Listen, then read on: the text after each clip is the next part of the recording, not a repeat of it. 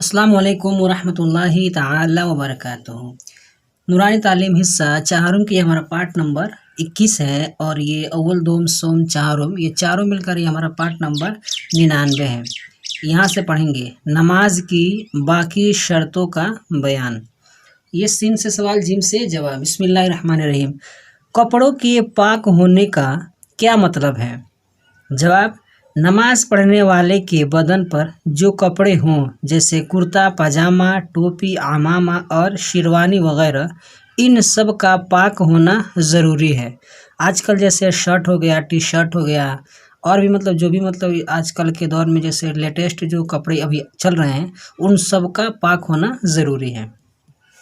यानी अगर उनमें से किसी एक पर नजासत गलीज़ा 1 दिरहम से ज़्यादा लग जाए तो उसका पाक करना फ़र्ज़ है कि बग़ैर पाक किए नमाज पढ़ ली तो नमाज होगी ही नहीं, और जानबूझकर पढ़ ली तो गुनहगार भी हुआ। और नजासत गलीज़ा 1 दिरहम के बराबर लग जाए तो उसका पाक करना वाजिब है कि बग़ैर पाक किए नमाज पढ़ ली तो नमाज मकरूह तहरीमी हुई, यानी ऐसी नमाज का दोबारा पढ़ना वाजिब है और कसदन पढ़ी तो गुनहगार भी हुआ।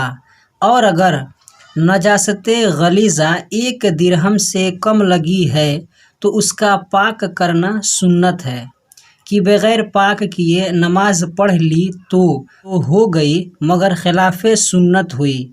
ऐसी नमाज का दोबारा पढ़ना बेहतर है। सवाल, अगर नजासत खफीफ़ा लग जाए तो उसका क्या हुक्म है?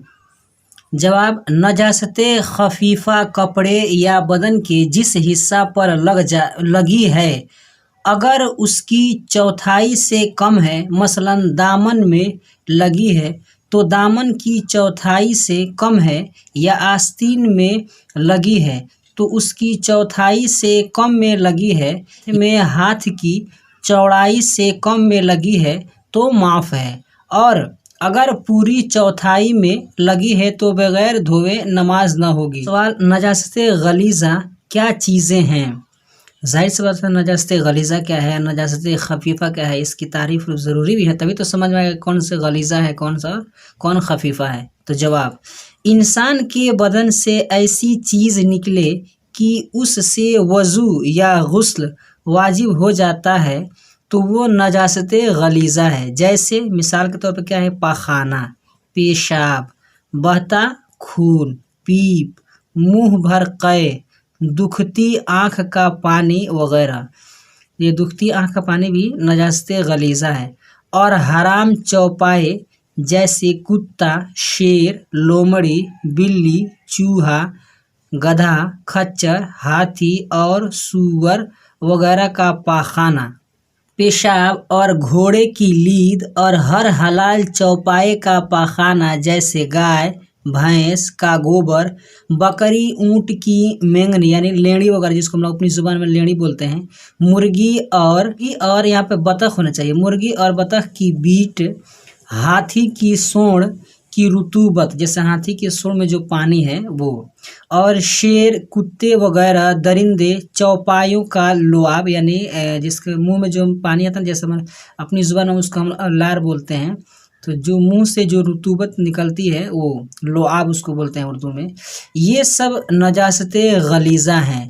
और दूध पीता लड़का या लड़की, उनका पेशाब भी नजासत गलीज़ा है बहारे शरीयत। इसके लिए बस इतना ही। वीडियो पसंद आई तो वीडियो को लाइक करें, अपने दोस्तों के साथ शेयर करें। हमारे इस यूट्यूब चैनल पर नए हैं तो हमारे चैनल को सब्सक्राइब करके बेल आइकन को प्रेस कर दें ताकि हमारी हर आने वाली वीडियो की नोटिफिकेशन सबसे पहले आपको मिले। अस्सलाम वालेकुम रहमतुल्लाहि ताला व बरकातहू।